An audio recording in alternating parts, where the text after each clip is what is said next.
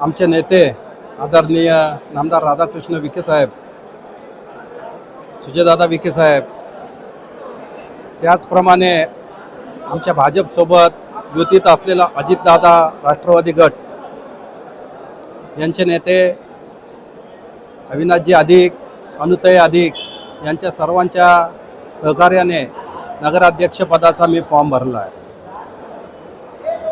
या निमित्ताने वेळोवेळी शहरासाठी काय करू शकतो हे तर मी या प्रचाराच्या दरम्यान सांगेलच, पण आज या निमित्ताने मी एवढंच सांगतो की शहराचा विकास आणि शहर हे प्रगतीकडे घेऊन जायचं एवढंच माझा उद्दिष्ट आहे आणि ते मी पूर्ण केल्याशिवाय राहणार नाही।